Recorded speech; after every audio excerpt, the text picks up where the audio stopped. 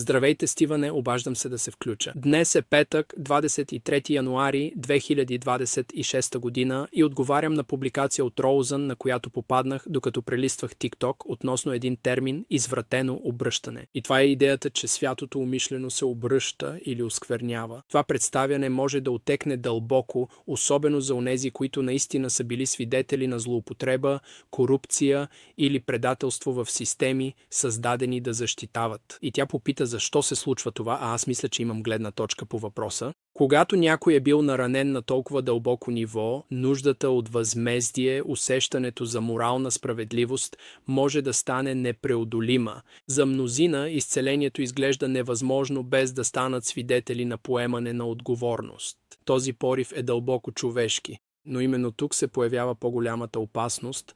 Енергията тече там, където е насочено вниманието. Фокусирайки се върху мрака, проследявайки изкривяването, търсейки виновни или изобличавайки корупция, поддържаме цикъла, от който бягаме. Травмата приковава вниманието към вредата, изискваща емоционална енергия с надеждата, че справедливостта ще възстанови баланса. Дори може да се твърди, че постоянното усилване на злото, дори под знамето на осъзнатостта, може да разпространи болката още повече и в някои случаи дори да я създаде. Като хора ние не просто наблюдаваме реалността, ние участваме в нея. Това, върху което се фокусираме многократно, може да се закодира, да се подсили и в крайна сметка да се прояви в реалността. Затова култовите динамики продължават да съществуват не само чрез измама, но и чрез внимание, страх, възмущение и неразрешена травма от затворен кръг, който се самоподхранва. Истинското освобождение не идва от безкрайното противопоставяне на мрака, а от пълното оттегляне на храната за него. Когато се освободим от нуждата за възмездие, не от самата справедливост, а от фиксацията върху нея, цикълът губи гориво. Лишен от енергия, той се срива под собствената си тежест. Писанието говори директно за този принцип. Не давайте светинята на кучетата, нито хвърляйте бисерите си пред свинете, за да не ги стъпчат с краката си и да се обърнат да ви разкъсат.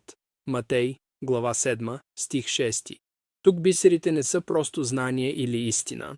Те са твоята енергия, твоето внимание, твоята жизнена сила. Когато се изливат в тъмнината, те не я изцеляват, а я поддържат. Разпознаването не се намира в това да се взираме по-дълго в покварата, а в избора къде и къде не да поставим своята светлина. Това повдига още един труден, но необходим въпрос. Когато разглеждаме ужасяващите истории, като зверствата на Втората световна война или най-дълбоките злини на расизма, повечето от нас, които са живи днес, не са преживели тези събития пряко. Страданието беше истинско, травмата беше истинска, жертвите бяха истински, но не се ли случва понякога поколения по-късно да бъдем програмирани с наследена болка? Болка толкова тежка, че не може да бъде понесена само от едно поколение и затова трябва да бъде предавана нататък, разказвана отново, преживявана и активирана, не винаги чрез изцеление, а просто за да се оцелее под тежестта й. Имам предвид в кой момент споменът се превръща просто в затвърждаване и програмиране на болката. От моя гледна точка аз не съм преживял тези събития, нали? Така че, по същество, това не е по-различно от това да ми бъде поднесен виртуален нож, а след това, понеже е твърде тежък за да го държа, аз го превръщам в истински нож и го предавам на други.